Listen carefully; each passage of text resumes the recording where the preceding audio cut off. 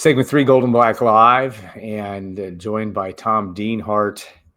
There is a football game tomorrow. Of course, Purdue Rutgers, noon, West Lafayette. Tom, it's been a rough road for the Purdue. We know that, and we've well chronicled. Both teams desperate for a win.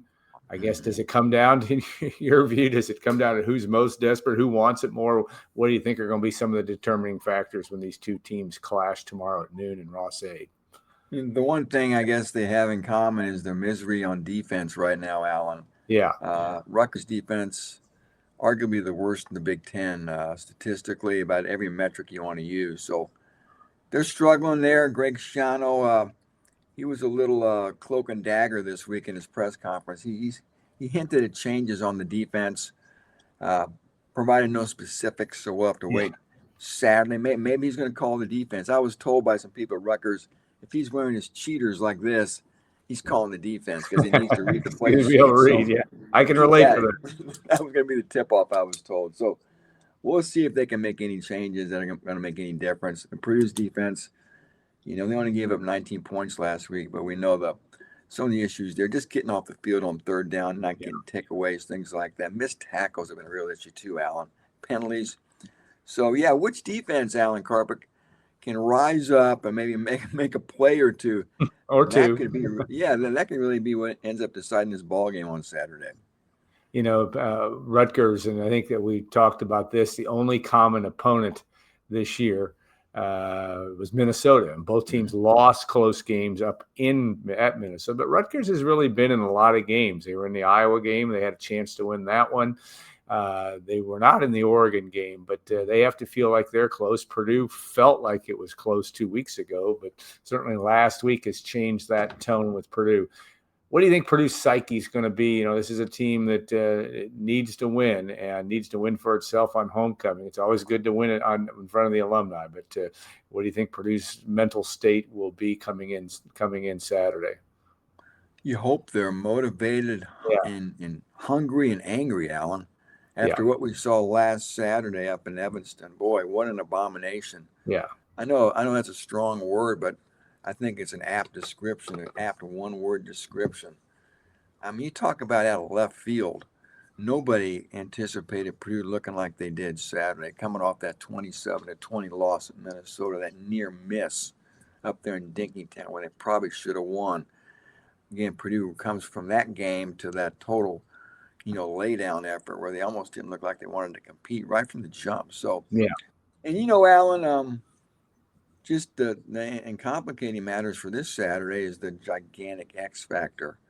Who's going to be the quarterback for Purdue? We saw Ryan Brown took a big hit Saturday up there in Evanston along the lake, left the game, never to return. Malachi Singleton finished it. He flashed a little bit, but had a couple of turnovers. Is Malachi going to get his first career start?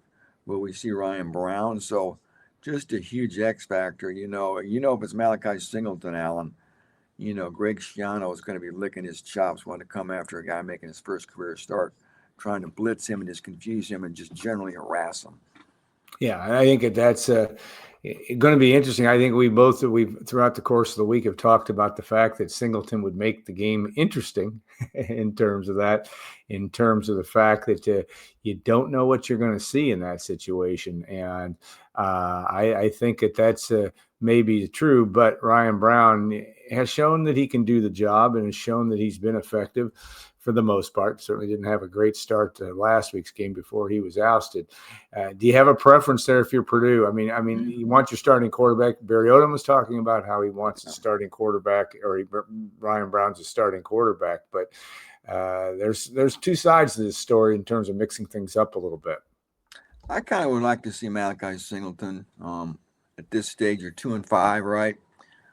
Your last winnable game. I'm still a little intrigued because I guess he's still largely an unknown commodity, right, Alan? Maybe that's why I'm intrigued. Always intrigued by the unknown, right? That thing we really haven't seen much yet. It's always a little sexier and a little more exotic. We have seen, of course, dribs and drabs when we saw the extended look last week up there in Chicago. But I think there's some things to like about Malachi. I think he's a better runner. I mean, Braun's a good runner too, and then I think he's a little bit underrated as a passer. He has a nice deep ball. Accuracy can be spotty at times, but maybe Purdue can capture some lightning in a bottle here with Malachi. My worry, I think every coach's worry or fans worry with a quarterback who's young, making his first career start is making those big mistakes. Trying to do too much, trying to force the ball in there where it shouldn't be forced because he wants to make a play, right?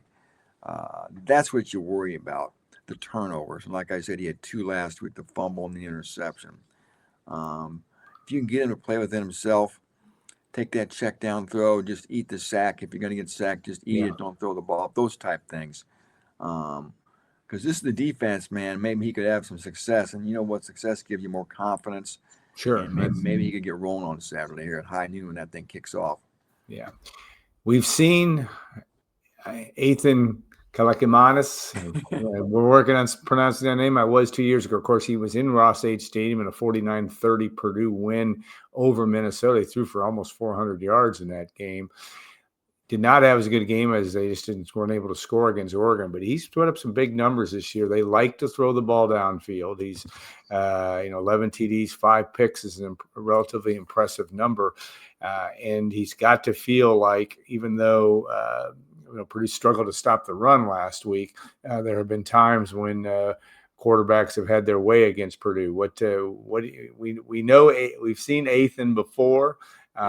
And he's going to be comfortable in Ross-Ade Stadium. You have to think Rutgers will try to throw the football a little bit.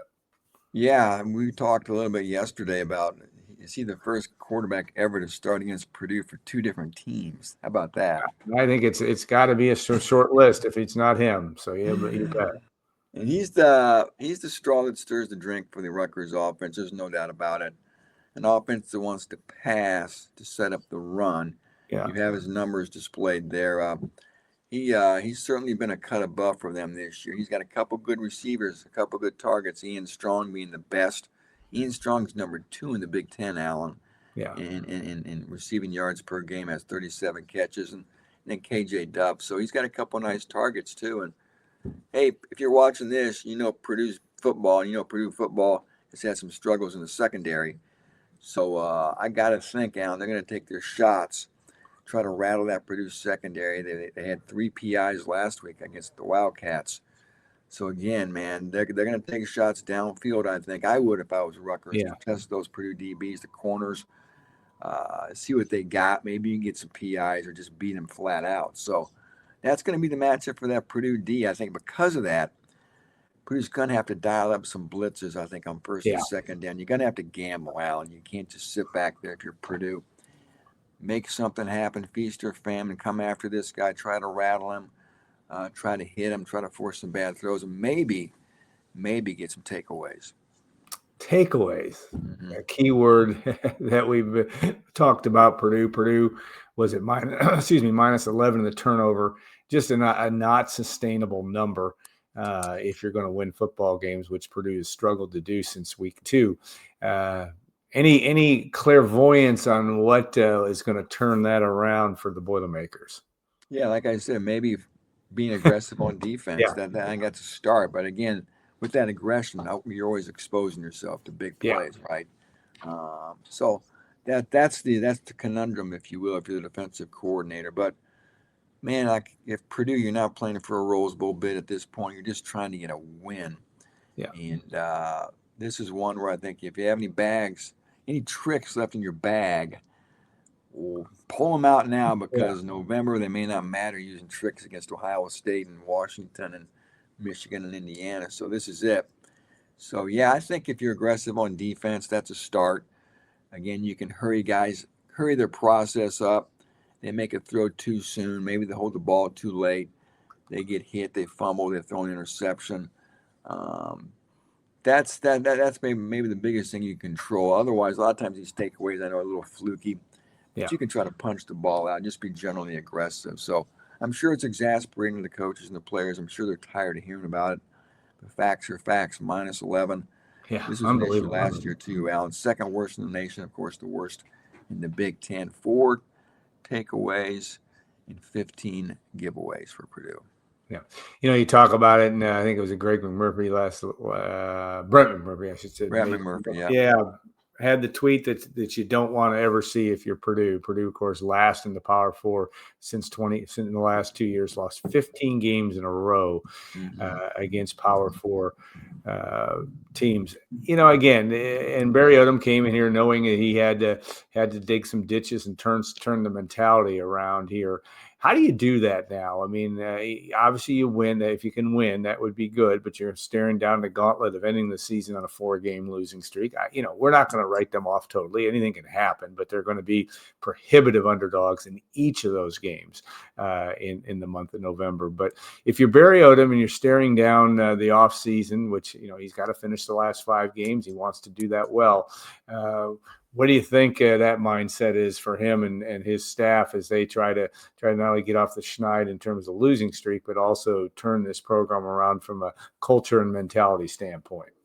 They always take things one game at a time, of course, and one game second. And that's probably what you got to do. I mean, it is. It's just like what we have to do in life, honestly. Yeah. Take it one day at a time. Don't live in the future. Don't live in the past, or you're going to ruin the present, right? Yeah.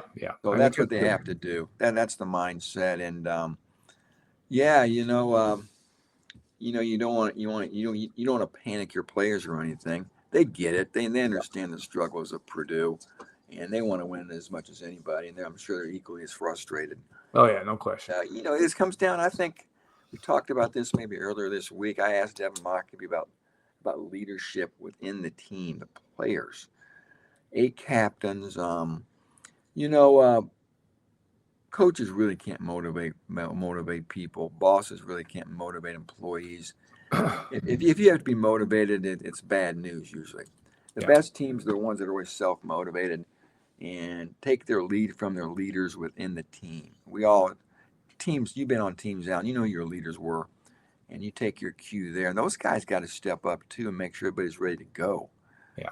Barry Odom can't be doing locker room scream sessions. I'm sure he doesn't, but you get my point. You have to be player-led. The best teams are always player-led. So maybe there's some issues with the leadership on the roster. I don't know. I'm just guessing here. But there was some reason why they came out so flat last week. You got to hope maybe those guys who have that leadership responsibility, those 8 captains, can get everybody up to speed and focus their energy and just their purpose on Saturday to maybe end all this misery. It's hard to believe when you look at some of the numbers, Alan, like you talked about. It's really sobering to see where Purdue football is at right now, isn't it? Yeah, it definitely is. Well, if you're a Purdue fan, you hope that changes and starts the trajectory changes with a win on Saturday against Rutgers. Tom Dienhart's work predictions will be on goldenblack.com here shortly.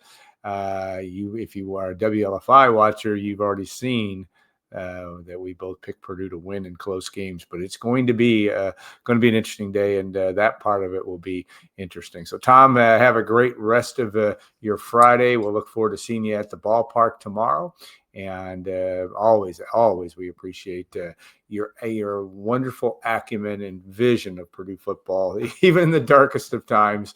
It's well done. Thanks so much. Thank you, Alan.